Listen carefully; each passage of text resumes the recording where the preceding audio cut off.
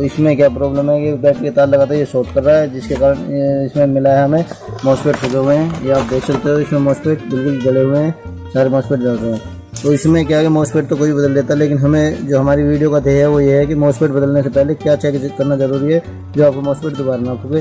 क्योंकि जो सावधानी है वही हम इस वीडियो में समझाएंगे और बताएंगे थोड़ा कि क्या इसमें चेक करना होता है क्या नहीं। तो हम सबसे पहले इसका ये वायर खोल लेंगे और वायर खोल के इसके बोर्ड को बाहर निकालेंगे और कनेक्टर, इसके सारे कनेक्टर हटा लेंगे, क्योंकि ये कार्ड बाहर निकालना पड़ता है और ये डीसोल्ड वायर से इसके मॉसफेट निकालने पड़ते हैं सोल्डिंग हटा के, क्योंकि इसमें डबल प्रिंट की पीवीसी होती है। सबसे पहले तो ये कि मॉसफेट निकालते टाइम बहुत ही सावधानी रखें, क्योंकि कई बार प्रिंट टूट जाते हैं तो बहुत दिक्कत हो जाती है और कार्ड ख़राब होने के चांस हो जाते हैं। तो सील्ड वायर वगैरह का प्रयोग करके ही इसकी सोल्डिंग हटाएं और आयरन थोड़ा तेज़ रखें ताकि प्रिंट उखड़े ना।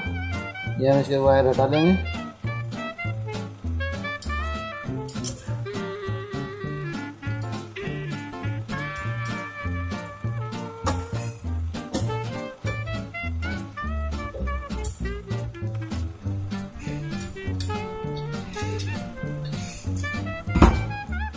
दोस्तों बोर्ड को तेज खोल देते हैं इसके, क्योंकि हमें ये पीवीसी बाहर करनी होगी। दोस्तों इसके जैक ये वायर हटा लेंगे सारी, और कनेक्टर वैसे इसके माइक्रोटेक में सारे अलग अलग होते हैं क्योंकि एक दूसरे में नहीं लगते हैं, तो इसमें कोई ऐसी कोई ज़्यादा वो नहीं है कि प्रॉब्लम हो जाएगी। आप जो भी हटाएंगे दोबारा थोड़ा ध्यान रखना होगा कि कौन सा कहाँ से हटाए, बाकी ऐसी कोई ज़्यादा परेशानी वाली बात नहीं है। ये इसके बी पॉजिटिव है तो ये भी हम हटा देंगे। हमने बी पॉजिटिव भी हटा दिया और अब इसका आप देख रहे हैं हम इस कार्ड को बाहर कर लेंगे। तो इसमें एक चीज़ और दिखेंगी आपकी कि एक कंडेंसर फटा हुआ है इसमें, और कंडेंसर है 470 40 वोल्ट। तो इसमें आप 1000 वोल्ट 1000 यूएफ 40 वोल्ट या आपके पास 50 वोल्ट हो वो भी लगा सकते हो। इसमें 470 50 ही है, और आप इसमें 2250 भी डाल सकते हो, 1050 डाल सकते हो, 470 50 डाल सकते हो, 220 50 डाल सकते हो। ये इसमें कोई भी लगा सकते हो। सबसे पहली बात तो ये है। दूसरी बात दोस्तों मैं आपको समझाना चाहता हूँ, इसमें जो मॉसफेट लग रहा है ये आपका लग रहा है P180 यानी कि P1806 इसमें लगा हुआ है।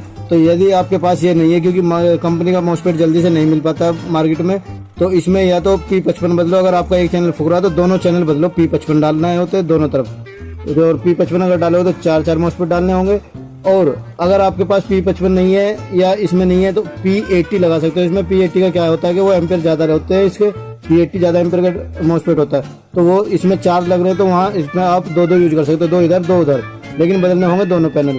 हालांकि इसमें हमारा इधर का चैनल बिल्कुल ठीक दिख रहा है तो इधर का नहीं फूका हुआ। अगर हमारे पास ये सेम हमारे पास मॉसफेट है अवेलेबल P1806 और उधर, तो इधर आपके पास नंबर सेम नहीं है तो दोनों यानी 4 इधर के 4 इधर के 8 बदलने होंगे।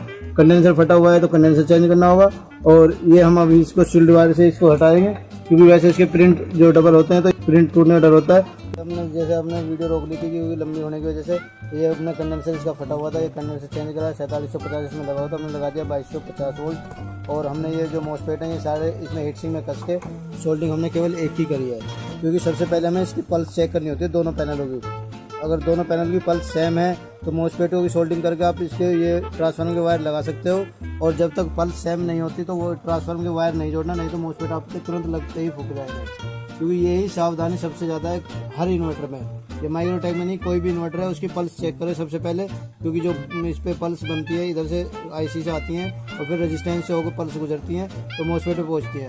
तो वो पल्स सेम होनी चाहिए, दोनों चैनलों की सेम होगी जब आपके मॉसफेट टिकेंगे। अगर पल्स में गड़बड़ है जरा सी भी 1 आध वोल्ट की भी तो आपके मॉसफेट तार लगाते ही ट्रांसफार्मर के मॉसफेट फूक जाएंगे 100 के 100%। तो सबसे मेन जो पॉइंट था ये था। दूसरी बात जो हमने बताई थी आपको, मॉसफेट का नंबर बता दिया था, अब हम इसको लगा के आपको दिखाएंगे तो पल्स बन रही है या नहीं बन रही है। तो बी पॉजिटिव सारी जैक लगानी हालांकि ज़रूरी नहीं होती है, क्योंकि ट्रांसफार्मर की वायर हटाओ और ऑन ऑफ स्विच की और इंडिकेटर की लगा सकते हो। ये हमने 3 जैक लगाई हैं केवल इसमें भी, और हम इसको चेक करेंगे और पल्स बनेगी या नहीं बनेगी। हम इसका बैटरी का वायर लगा लेते हैं, इसमें बैटरी वायर कनेक्ट कर ली। देखो एक तो हमारे एम्पेयर नहीं ले रहा, जब तक ये ट्रांसफार्मर तार नहीं होते तो एम्पेयर नहीं लेता है। तो अभी हम आपको पल्स दिखाएंगे। ये मीटर है, अगर इस पर AC वोल्ट पे AC रेंज में देखना होता है पल्स इसकी कोई भी है, या मल्टी सुई मीटर सुई वाला है तो उसमें भी। तो ये हम दिखा रहे हैं आपको, ये हमारी रजिस्टेंस आई है, इस पर देख रहे हो 8.45 है। तो हर मॉसफेट की बराबर होनी चाहिए 4 मॉसफेट, इसमें चारों मॉसफेट की सेम आ रही है आपकी, देख रहे हो इधर। और जो हमारा दूसरा पैनल है उस साइड भी हम देखेंगे कि हमारी सेम बन रही है ये वोल्टेज। माइक्रोटेक में क्या होता है, अगर आप मॉसफेट डाले बिना चेक करेंगे तो पल्स नहीं बनते, मॉसफेट डालोगे जब इसकी पल्स तैयार होती है। तो ये हमारी ये पल्स सेम आ रही है, तो हम इसकी यानी कि चारों मॉसफेटों की सोल्डिंग हम कर सकते हैं और फिर ट्रांसफार्मर की वायर इसमें कनेक्ट कर सकते हैं। तो दोस्तों, और सोल्डिंग करते टाइम बैटरी का तार हटाए जब भी सोल्डिंग करें, क्योंकि करंट डिस्कनेक्ट हो जाए, कई बार शॉर्ट हो जाता है, तो सावधानी थोड़ी बरतनी होगी। और आपने अगर चैनल हमारा सब्सक्राइब नहीं किया तो चैनल को सब्सक्राइब करें, वीडियो को पूरी देखते रहें और जुड़े रहें हमारे MK ज्वेल चैनल से। दोस्तों, ये हम सोल्डिंग कर लिए इसकी, और सोल्डिंग थोड़ी साफ़ सफाई से, क्योंकि प्रिंट आपस में टच ना हो जाए। कई बार सोल्डिंग अगर मोटी हो जाती है तो प्रिंट टच होने पे भी फॉल्ट हो जाता है। दोस्तों, अभी जैसे हमने पल्स इसमें चेक करी तो सारे मॉसफेटों की सोल्डिंग कर दी है, और अब हम इसको कार्ड को ठीक करके इसमें सीधा कर लेंगे और इसके सारे कनेक्टर लगा के और ये ट्रांसफार्मर की वायर कस लेंगे इसकी।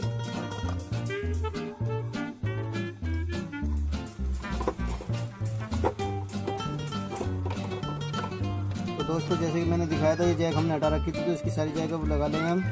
ये हर कनेक्टर इसमें लगा लो आप, जो भी कनेक्टर हटाए थे तो कनेक्टर लगा के, और फिर ये ट्रांसफार्मर की वायर हैं जो इनको कस सकते हैं, क्योंकि पल्स अगर बराबर है तो कस सकते हैं।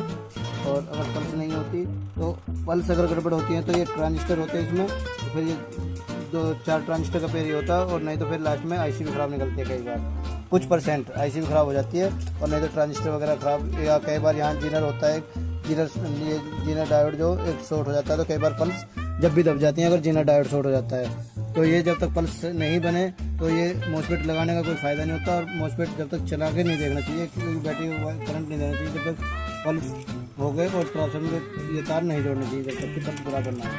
अगर पल्स नहीं आ रही है तो तुम्हें बताया ट्रांजिस्टर 2 ट्रांजिस्टर का पेड़ यहाँ होता है और इसमें जीनर होते हैं, तो ये चेक करने होते हैं। तो हम जैसे हमारी पल्स बन गई है तो ये हम वायर इसमें कस देंगे, ट्रांसफार्मर की दोनों वायर हीट सिंक पे कस देंगे। और सबसे मेन ध्यान देने की बात ये भी है कि ये तार कोई सा भी ल्यूज ना रह जाए, क्योंकि तार अगर ल्यूज रह जाता है तो स्पार्किंग बन जाती है और मॉसफेट उससे कारण भी फूक जाते हैं। तो इन चीज़ों का ध्यान दें कि मॉसफेट हमेशा जब डालें तो पल्स चेक करके डालें, और तार जब भी कसें तो बिल्कुल टाइट कस के चलें, क्योंकि तार ल्यूज ना छोड़ना चाहिए। तार ल्यूज छोड़ने से दिक्कत हो जाती है, मॉसफेट फूक जाते हैं। तो इसको कस के हम अभी आपको सप्लाई इसके इन्वर्टर को ऑन करके दिखाएंगे। और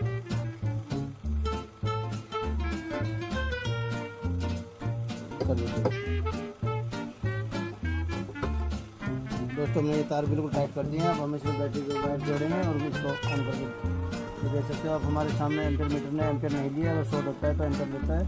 तो इन्वर्टर हमारा ऑन है, तो सप्लाई भी मैं आपको आउटपुट भी दिखा दूँगा इसकी। हम लगाते हैं और इन्वर्टर हमारा जब सभी इन्वर्टर का फेस इन्वर्टर से जाता है।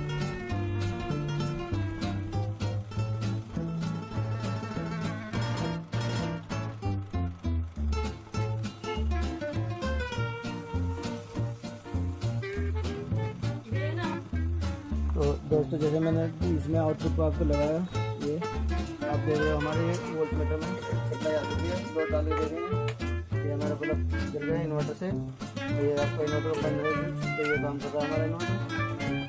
तो ये जो हमारा जो फॉल्ट था वो दूर हो चुका है, लेकिन अब इसकी चार्जिंग अगर हमें देखनी है तो चार्जिंग भी आपको दिखाएंगे, तो चार्जिंग भी ठीक काम करेगा। ये चार्जिंग आ गई है, तो चार्जिंग भी हो गई है, और ये भी। तो दोस्तों, वीडियो देखने के लिए आपको बहुत बहुत धन्यवाद, और वीडियो अच्छी लगी हो तो लाइक करें, शेयर करें, और चैनल सब्सक्राइब नहीं किया हो तो भाइयों चैनल को सब्सक्राइब जरूर करें। All the best.